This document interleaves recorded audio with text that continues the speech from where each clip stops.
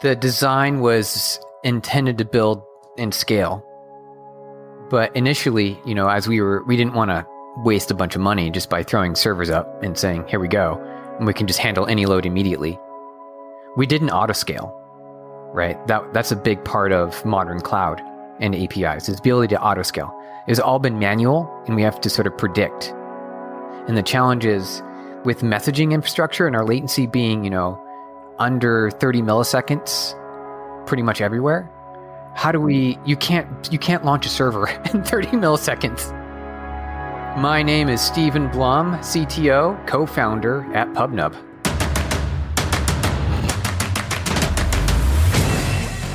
This is Code Story, the podcast bringing you interviews with tech visionaries who share in the critical moments of what it takes to change an industry and build and lead a team that has your back.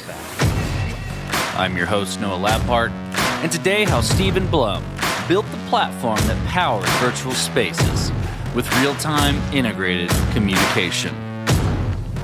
All this and more on Code Story. Stephen Blum finds that his life outside of tech is tricky to define, given we're surrounded by tech everywhere. He was inspired to be a game developer at an early age, and he found it fun and exciting. And in those days, he really enjoyed The Legend of Zelda and Metroid. Those adventures and the animation was fascinating to him. After a while, he found more excitement within the business world and using technology to solve problems and profit. In fact, he finds it so much fun that what he loves to do outside of work and business is just chill. Stephen likes to support and invest in early-stage AI and API companies. He has 18 different companies he has invested in, and he wants to continue expanding that portfolio and into crypto as well, specifically arbitrage through APIs, which he finds particularly fun and lucrative. Stephen's current venture, in their inception, was trying to solve a problem by simply creating a button to order a taxi. In the process of building that, they figured out that they needed tech to allow more than one party to participate, and their product vision clicked. This is the creation story of PubNub. PubNub, these days, we're calling it a virtual spaces. So sort of like connected experiences built in virtual spaces, which sounds okay, there's an abstract concept there, but it's sort of like everything's a virtual space these days where you have more than one individual, more than one party interacting. So when you order food, right, I'm hungry, it's lunchtime, I want my burrito. There's a lot of parties involved there. You've got the restaurant, you've got the DoorDash, and you've got the driver, and then you've got me, I'm hungry. And so there's four parties there. And so you have to sort of coordinate all that together. You need to show the updates and status and notifications. Where's the car on the map, right? Are they headed towards you or with the burrito, or are they still picking up the burrito? That's what we facilitate. That's what PubNub is. We empower that connection in that virtual space, so you can facilitate the multi-party environment. And that's a small use case for us, a small volume use case. But the bigger use cases are fun, where you get into games, where you have multiplayer environments, and you need thousands or tens of thousands of players all interacting simultaneously. And that's the kind of power that we've brought into PubNub. All of our tech is written in C, and everything all the way from the edge all the way back into our PubSub bus is C. And it allows us to have this extremely low latency and full control of the network stack. And it's something that no one else has come close to in our industry. Yeah, we've got competitors, but they don't have our tech. We had a hard problem of getting two devices to communicate. So before the way when apps were becoming a thing and the iPhone was released, there wasn't really a way to press a button to order a taxi. We're thinking, hey, wouldn't it be neat if all you had to do is on your phone here, right? We create a digital button that says order taxi. That would be awesome. Don't have to worry about calling. Let's just order a taxi. And so in the process of attempting to build that, it turned out that we need something like PubNub. And that was, a big core, probably the biggest part of that entire exchange was building that app. So what we realized was that this tech could be used in more than one way. So instead of just doing, the taxi dispatch, which, looking back, before Uber and before, Get Taxi and all these other ride sharing apps, it might have been good if we had pursued that. But, after releasing the API to power that, sort of like, the way in the gold rush was creating the tools. So we're building the shovel, right? The API. And that's what PubNub is. We've got these tools that let you create these app experiences in these connected spaces. And so it went beyond just ordering taxis. It went into gaming, and it went into live updates and collaboration. Atlassian. That's a big agile company with Jira, Confluent. They're our customer. They use us to power those kinds of experiences. Tell me about the MVP, so that first product that you built, with the button to call the taxi and then everything that was behind or underneath that, what you were focusing on. How long did it take you to build, and what sort of tools did you use to bring it to life?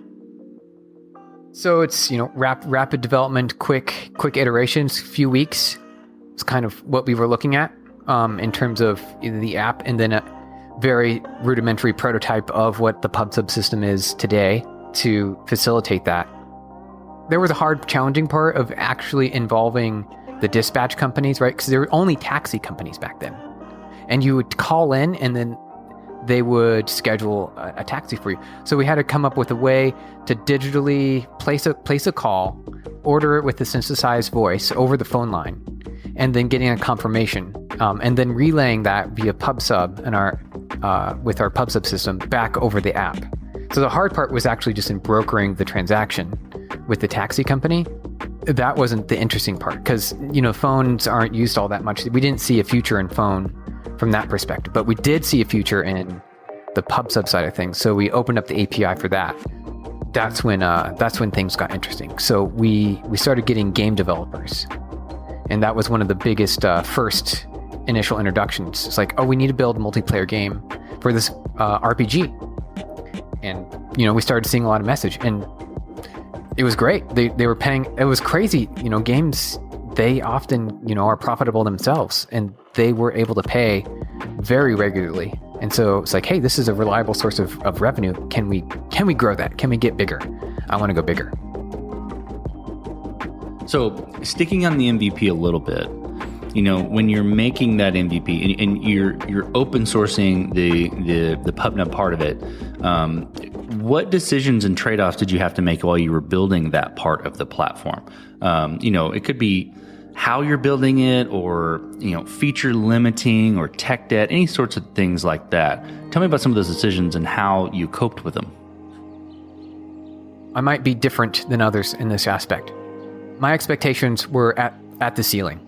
I wanted something that was as perfect as possible, which defeats the purpose of rapid iteration. But I wanted all those things all at the same time, which I feel like I was able to achieve.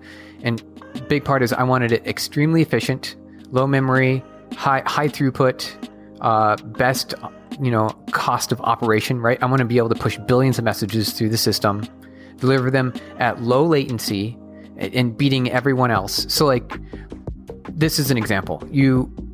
When you pick up your phone and you dial a family member, that's a signal that goes to ring to your family member's phone, right? The ringing sound is a signal that goes over the internet to connect and dial your phone.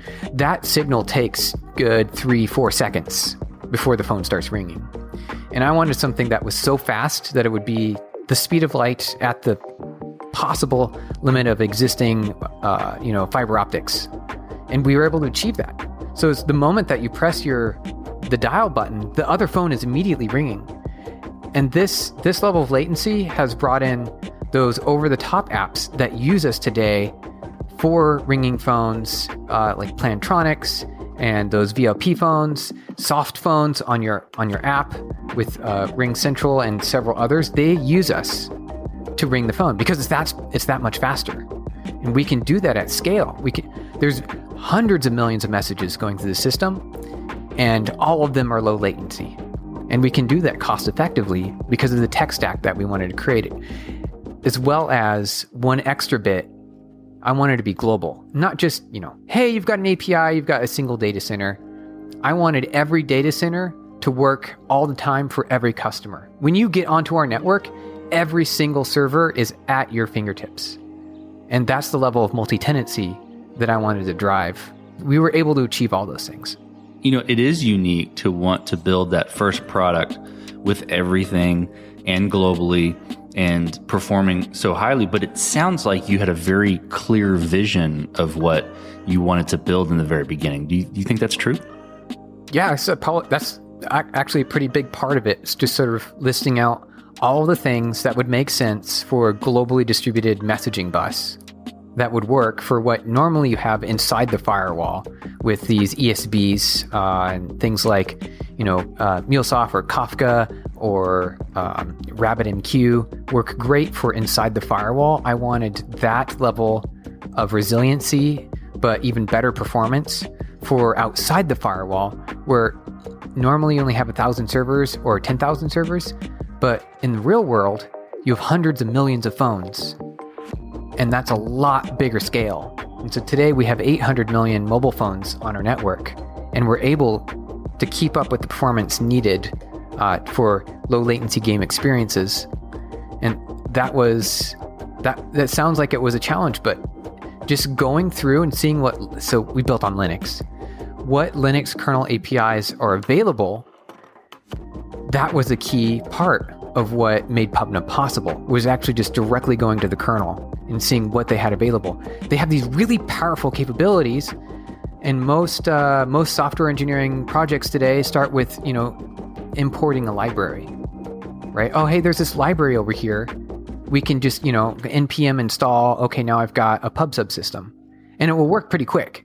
But I wanted maximum performance, and I wanted to be able to sell that. This episode is sponsored by Vanta. You're a startup founder. Finding product market fit is probably your number one priority. But to land bigger customers, you also need security compliance. And obtaining your SOC 2 or ISO 27001 certification can open those big doors. But they take time and energy pulling you away from building and shipping. And that's where Vanta comes in. Vanta is the all-in-one compliance solution helping startups like yours get audit ready and build a strong security foundation quickly and painlessly. How, you ask? Vanta automates the manual security tasks that slow you down, helping you streamline your audit. And the platform connects you with trusted vCISOs to build your program, auditors to get you through audits quickly, and a marketplace for essentials like pen testing. Join over 8,000 companies, including many Y Combinator and Techstars startups who trust Vanta. Simplify compliance and get $1,000 off at vanta.com/codestory. That's VANTA.com/codestory. This episode is sponsored by Kinsta. Between juggling client meetings, managing your website, and keeping up with everyday tasks, who has the time to stress out about website security? Well, with Kinsta, the technical stuff is taken care of, so you can focus on what you do best. Kinsta provides managed hosting for WordPress, offering lightning-fast load times, top-tier security, and unmatched human-only customer support. Whether you're a business owner, web developer, or running a digital agency, Kinsta makes managing your website easy and efficient. Kinsta provides enterprise-grade security, being one of the few hosting providers for WordPress with SOC 2 and other certifications, guaranteeing the highest level of security for your website. Thanks to their unlimited free expert-led migrations, Kinsta ensures a smooth transition for you from other hosting providers.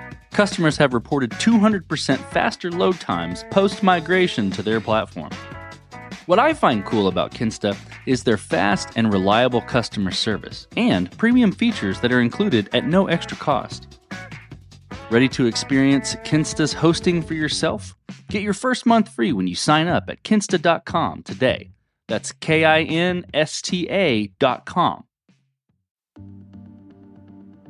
So, okay, you've got the MVP, you open source the API, you start immediately getting traction in the gaming world you mentioned.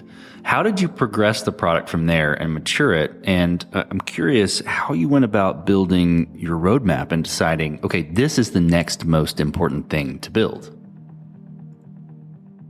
A lot of it comes from promotion. So yes, you've got a really powerful product, but unless you promote it, and you promote it in a very particular way, no one's going to use it. You can have the best product in the world that nobody uses. That would be sad. That would be so sad, right? And so it's like, I want to show that was part of, your initial question, how do we get into the technology world? the ability to show off how powerful certain technologies can be was maybe the driving point for me. I'd be able to show you the cool magic parts of PubNub. This is what you can do. You can build chat. You can build dispatch, right? For powering the on-demand economy, we need that level of, we need that PubSub system to do it. And being able to show those things and show those different opportunities was really interesting to see the stats on them. So we'd release these, beachheads of these capabilities, right? These use cases, sort of solution stories. And what we'd see is we'd get folks who would find these, sort of web articles and landing pages. They would find them, but they wouldn't go with those solutions. It was, for example, we've got a healthcare sort of doctor-patient exchange for telemedicine. We talk all about that. But then when we look at the stats and we see customers who hit those, they are actually in the gaming space. So they understand the value through different stories that we tell, but they might not necessarily be in that market or in that industry. So it's kind of interesting to see the different stories that are told and then how it translates and how they're able to translate it to their use case to solve the problem. So that's a big part of it. You just need to go out and hit all possible use cases. This is something that's hard, I would say, for maybe anyone starting a business, but you really need to spend a lot of time on promotion. And I would say so much as 90% of your time should be spent on promotion. Let's switch to team. So how did you build your team? And what did you look for in those people to indicate that they were the winning horses to join you? So what I like to do is don't necessarily care about credentials. What I like to see is inspiration and motivation, right? And I don't necessarily need to see someone who's done, like 10 years, 20 years of experience. Just whatever motivation you have now, I want to take advantage of that. And that's hard to find.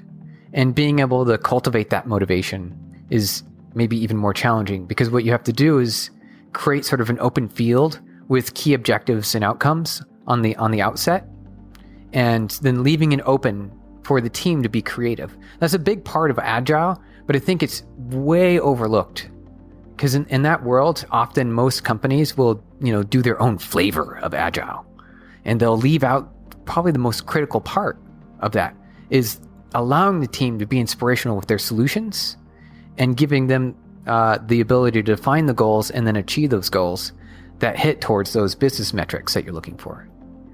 And that's scary, because if you do that, then you're leaving your whole business and the entire livelihood on the table up to the team to take care of. And I think they need that. I think if you don't have that, you're leaving so much on the table with that team and their opportunity, their potential. You're only leveraging a fraction of it. So I really want to leverage the entire asset, right? Let's leverage all their skills as much as possible. And that has to come from within, and that motivation is really easy to lose. It's super easy to lose. So it's just keeping that team motivated. And it doesn't necessarily come with years of skill. It just comes with the drive. And that's the critical thing. Look for the drive. Well, this will be really fun to hear your answer to this question, and I think you're going to pounce on it, which I'm super excited about. But I'm going to ask it super open and generic. Did you build this to scale efficiently from day one, or are you fighting this in any way as you grow? The design was intended to build and scale, but initially, as we didn't want to waste a bunch of money just by throwing servers up and saying, "Here we go," and we can just handle any load immediately. We didn't auto scale, right? That's a big part of modern cloud and APIs, is the ability to auto scale. It's all been manual, and we have to sort of predict. And the challenge is with messaging infrastructure and our latency being, under 30 milliseconds pretty much everywhere. You can't launch a server in 30 milliseconds. It's not possible as with existing tech. You have to have the hardware ready to go for that scale. And that's what we've been doing for the past decade. is having that. And only this recently, since lockdown, and starting in 2020, we realized we need. Oh, 1 second, sorry. Phone call. Okay. We realized the importance and the desire to get more towards that auto scaling. So we did it during lockdown and things like that. We modernized on containers and full CI/CD auto scaling with Kubernetes, and it's great. And we've had the biggest, even to prove it out. We had one of the biggest. So BTS, as popular musician band setup, get up. They use us, and they use us for that experience when you're trying to do audience online, right? Simulating the audience online and the interactivity. They used us, and we didn't have to go and have our team scale up a whole bunch of servers. It just worked. It auto scaled. It took about a minute, but that's exactly the amount of time that we needed, because once they open the doors, right? Because you're in the lobby and you wait and then you go in, it's an immediate surge with millions of users. And being able to sort of tune that was the big win that we've had over the years. We did not start out with that at all. And that was like, back to your questions, like, hey, did you start with being able to scale out the box? And the answer is no, we didn't. So as you step out on the balcony and you look across all that you've built, what are you most proud of? The team, and probably every team and every company always talks about tech debt. Like, oh man, we have to rewrite everything. But if you look at what we've built in our capabilities and our uptime, stability, cost efficiency, and overall serviceability, if you look at that, our code, I'm really proud of our code. What we've created, of course, everything has debt to it, but the system that we've built has always been number one, and I'm really proud of that. I think that's fantastic, and we've even had different points at PubNub. We want to make sure that we're secure and scalable. We have folks that come in and sort of grade our systems, and it helps us focus on which parts of the tech debt. But we always pass with flying colors on the code side when you compare us to the rest of the industry, and it's just a good feeling to get that. And over the years, we want to maintain that, and I think we've got a good formula to make that possible. Let's flip the script a little bit. So tell me about a mistake you made and how you and your team responded to it. The best possible business that I can imagine is you going onto my website, clicking a button, and then I get money. Right? That's the best. That sounds good. That sounds like a good formula. I like it. Yeah. I like that. Yeah. I love that. We can't do that exactly with an API company, but we can get close. So you have to download an SDK, right? And that helps bridge the gap, so you don't have to worry about message signatures and security, and it's just all built in. So we have to do that. Well, that means that once we've launched that SDK, that's code that's running on millions of devices, like hundreds of millions of devices. And often they don't get upgraded very, very quickly or at all, as we've noticed. So the mistake that we made was in a retry policy in one of our SDKs that happened to be running in 120 million AT&T phones on the AT&T's network. So what happened was a DNS mistake was made on one of the vendors' side, and this caused a retry loop to start. When that happened, and the DNS was corrected, things were able to reconnect, but it happened in such a fashion where that they would reconnect, and every time it failed, it would try to reconnect twice. And then when that failed, it tried to reconnect 4 times, and that would happen every second. And so once the DNS was fixed, every phone was already trying to retry 1,000 times simultaneously. And so immediately, the entire AT&T IP block became a DDoS for our network. Oh no! Yeah. Like all of a sudden, all the dashboards and all the alerts went off. Like, what's going on? What's happening? Why is this? And we're just trying to figure it out. And we just see, all of these devices just in a retry loop. So we were able to pin down the IP block. We were able to siphon off those clients, and then we had a separate endpoint that would return successful statuses to all those phones. So that way they'd clear the thread loop and then get back down to 1 retry per second. And once that happened, we then migrated the healthy traffic back to the main network, and everything went back to normal. Well, what does the future look like for PubNub, the product, and for your team? So we just closed our latest round of financing, $65 million. We want to continue to provide value at various levels. I'm very interested in AI and ML. So we've got 22 petabytes of data going through the network every month. And what we can do is provide these really powerful and potent models to our customers to help augment the existing data going through the pipe. And there's just so much opportunity, because the whole thing of AI and ML is you need that data. You need the data in order to create good models. And good news, check it out, we have that data. The data's there. And so I'm eager and excited to begin offering new advanced technologies and capabilities and bringing AI and ML to existing customers and new customers.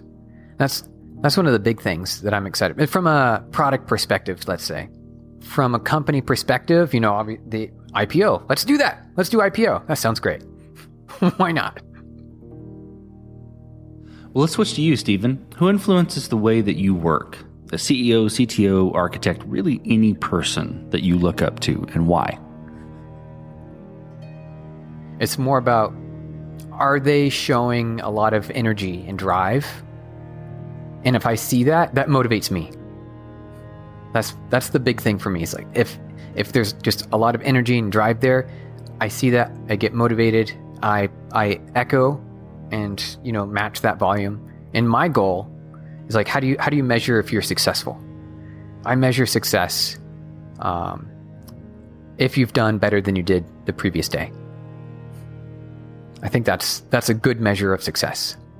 Because imagine 100 years from now, the kind of technology and things that we're doing are going to be, a little bit behind, right? There's always going to be more advanced technologies, more ways to achieve. Yeah, exactly. More ways to achieve things. So let's stay on the forefront as much as possible and continue to drive down that path. Well, we talked about a mistake earlier with the DDoS retries, but a little bit different spin. If you could go back to the beginning, what would you do differently? Or where would you consider taking a different approach? I mentioned earlier that promotion is very, very critical, 90%. When I say that, I'm not really kidding. I think we really should have spent more time continuing to invest in that level of promotion. And what I kind of want to do is kind of like a pipe dream, maybe, in an upcoming adventure, who knows, maybe even at PubNub, is create a media studio 100% dedicated to telling the story and showing possibilities of what the product is capable of, and creating that inspiration and awe. So that way, if you haven't heard about us, or you do hear about us, you can see what's capable, what's new, and just becoming, a print house, a media house that's just dedicated to that. We've got started a little bit on that, but nowhere near to what we just never kept it up. And this is actually kind of a hard thing for any business. You're looking at your stats and your inbound and you're trying to correlate what's driving the business. And every time you look at it, everyone isn't going to immediately draw the conclusion of what's bringing that business in. And I've had a hard time selling that it is the media. Like, hey, guess what? Code Story. What are we doing right now?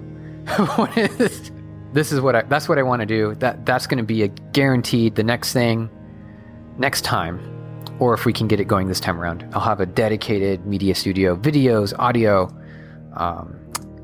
diagrams, stories, podcasts, everything. We need to have that, and that all that media will be free, informative, and valuable, and a drive back towards the main product, which is PubNub.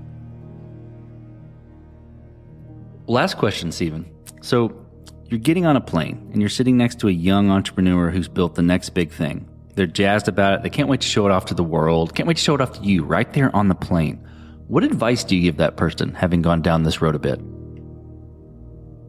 Releasing a product isn't the starting line. If you kind of look at it, it's you're barely getting started, right? Once you launch the product, there's just going to be so much more to do. It's a never ending thing, and it depends on where they want to go with it. What is it? Are we talking about a game? Are we talking about, like, you've heard of Clubhouse, right? Yeah. They use us. They're one of our customers, and it's always because we've got thousands of customers, flock to us. We are looking at them. We talk to them. It's really hard to tell which one's going to take off, because there's only a handful that ever organically take off like those do. I mean, I'm like less than 1%. It's just not many.